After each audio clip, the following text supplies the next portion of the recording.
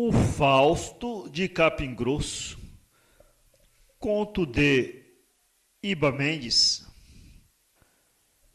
tinha acabado de completar 28 anos de idade. Estava transbordando de alegria. Solteiro, jovem e bonito, sentia-se indestrutível e transportado a todos os céus possíveis e impossíveis. Encontrava-se, pois, naquele instante da vida em que se deseja que os ponteiros do tempo cessem e que se congelem para sempre os belos dias de juventude. Faustino era o seu nome. Nascera em Capim Grosso, pequena cidade do interior da Bahia, filho único de um próspero comerciante e proprietário de uma grande rede de lojas do ramo de eletrodomésticos.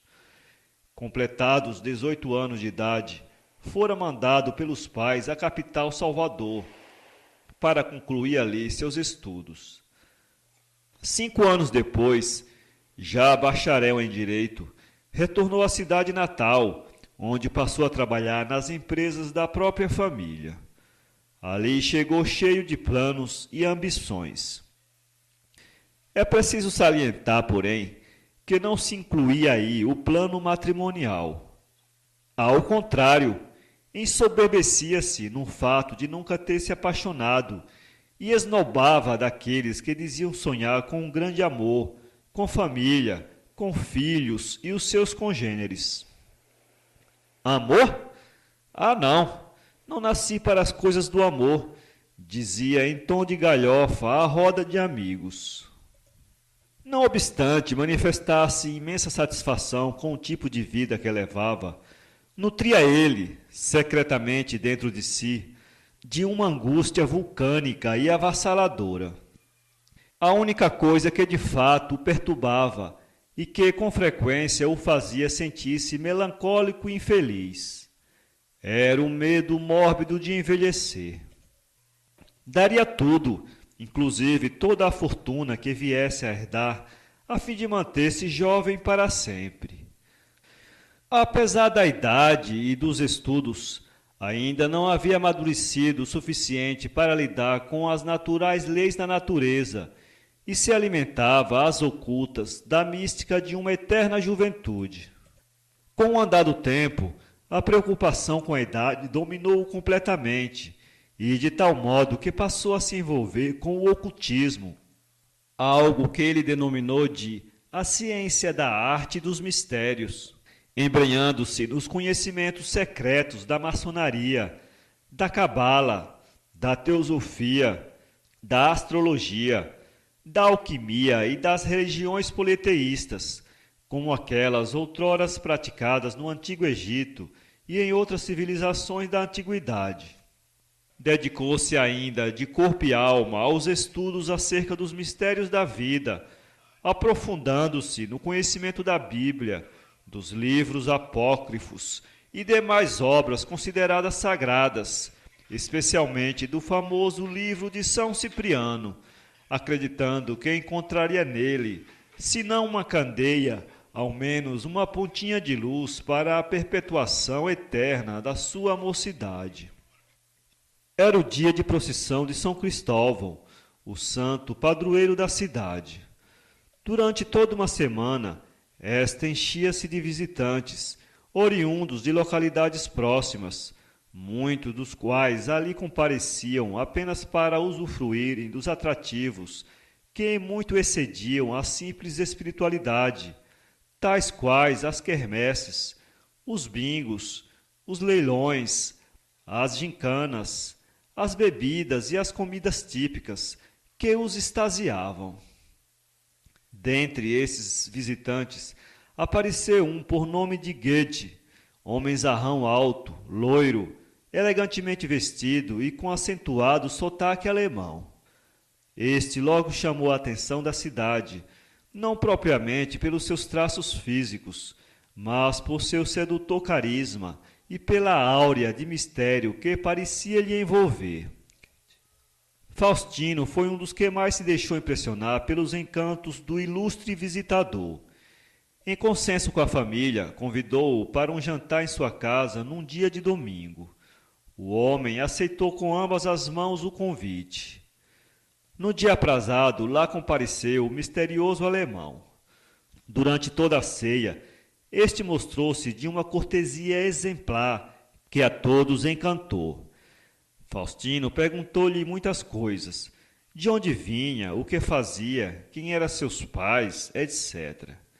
Ele então contou várias histórias e discorreu ainda sobre ciência, religião, filosofia e outros assuntos, os quais fizeram o coração do jovem transbordar de curiosidade. Queria conhecê-lo melhor e até aventou para si mesmo a ideia de estar diante de um místico guru, o qual poderia ensinar-lhe acerca dos mistérios da vida e, quem sabe, apontar-lhe um novo horizonte para seu angustiante dilema. Terminado o jantar, foram ambos até a biblioteca, que era um elegante recinto anexo à casa e que constava de 10 grandes estantes. Em 3 delas estavam os livros sobre direito, da história da jurisprudência e suas inúmeras ramificações pelo mundo. Outras 2 continham os livros da literatura universal, os clássicos da literatura portuguesa e brasileira, dentre os quais se incluíam as obras de Augusto dos Anjos e de Fernando Pessoa. Nas demais estantes constavam os livros sobre religião, misticismo, filosofia e sociedades secretas. Goethe examinou-os bem, retirando entre eles o misterioso livro da capa preta, o mesmo de São Cipriano. O rapaz estremeceu, enquanto o homem, sorrindo, fixava-lhe um olhar penetrante e resplandecente. Queres de fato saber quem eu sou? Perguntou-lhe ele sorrindo, como se já soubesse a resposta. Agitado e tomado de pavor, Faustino deixa-se cair sem voz sobre um velho sofá de couro. Respira fundo e, após alguns segundos, responde com a voz trêmula. Sim, sim, és Lúcius. Pois aqui estou, replicou-lhe este sorrindo com ar de íntima satisfação. O rapaz permaneceu imóvel por algum tempo. Queria falar, a voz, porém, sumiu-lhe novamente da boca. Um frio desceu-lhe pela espinha, enquanto seus pelos eriçaram-lhe por todo o corpo e o suor cálido caía-lhe em bagas pela testa. O misterioso homem acercou-lhe lentamente e balbuciou-lhe algumas palavras obscuras e sedosas no ouvido. Estas pareceram revigorar-lhe os ânimos, fazendo com que o moço se erguesse de súbito, como se estivesse preparando o voo para as alturas. Neste instante, as mãos deles apertaram-se com energia. Entendiam-se e riam-se como se fossem bons e velhos amigos. Daí em diante, por espaço de alguns anos, sucedeu-lhe uma enxurrada de acontecimentos. O pai e a mãe faleceram num acidente de automóvel. De posse da herança, foi ele passear na Europa, retornando meses depois, feliz e tão jovem quanto antes. Já em sua cidade, assumiu o controle das empresas da família, expandiu os negócios com a incorporação de outras sociedades e passou a encabeçar a lista dos homens mais ricos do Brasil. Quanto ao seu dilema com a velhice, desde o diálogo da biblioteca, dissiparam-se-lhe todos os medos e preocupações. Seus cuidados agora se dirigiam exclusivamente a questões do amor. Casamento era assunto que não se via em sua agenda, apesar da imensa procissão de pretendentes. Evitava falar do assunto e se enfadava com os que insistiam em lembrá-lo. O quê? Casar? Não, não nasci para marido, repetia entediado aos que teimavam em querer mandar-lhe ao altar. Com o passar do tempo, um fato começou a prender a atenção dos habitantes da cidade. Apesar dos anos longos e desvairados, Faustino parecia não envelhecer. Alguns atribuíam esta proeza à fartura de dinheiro que tinha, a qual lhe dava acesso aos mais sofisticados avanços da medicina no âmbito da estética. Outros, contudo, levantaram a suspeita de que ele havia feito um pacto com o diabo e que por isso não ficava velho.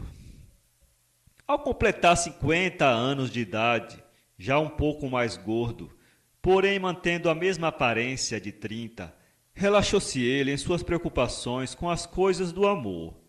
Foi nessa época que conheceu Margarete, uma linda e fresca viúva, que lhe cativou o coração e lhe fez esquecer todo o seu passado.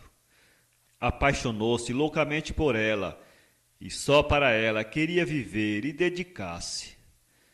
Na noite em que faria 55 anos de idade, sentia-se esplendorosamente feliz e realizado. A casa estava repleta de convidados, gente de todos os lugares, pessoas da alta sociedade capingrossense e de toda a redondeza, grandes fazendeiros, comerciantes e políticos. Terminada a festa, conduziu ele a amada até sua casa, voltando logo em seguida, radiante de felicidade e todo cheio de amor. Entrou no quarto para dormir, apagou a luz e deitou-se pensando na vida e na mulher que tanto amava. De repente, como se lhe surdisse uma cobra, apareceu num vapor de fumaça um homem alto, loiro e com forte sotaque alemão. Era o mesmo Goethe. Este portava nas mãos um documento escrito em tinta rubra, ao fim do qual estava assinado com o próprio sangue Faustino Carneiro Rios. Vim trazer-lhe a conta, disse-lhe o visitante com um sorriso sarcástico que se fez ecoar pela casa inteira. Faustino ergueu-se sobressaltado da cama. Seus olhos pareciam saltar para fora, como se estivesse na iminência da própria morte. Neste momento, lembrou-se do diálogo que tivera na biblioteca, do livro da capa preta, do pacto que assinara. Lembrou-se de Margarete. Goethe soltou uma formidável gargalhada e se esvaiu pelos ares, deixando para trás lágrimas e fumaças. Para ler este conto, acesse www.poeteiro.com. Contato iba@ibamendes.com.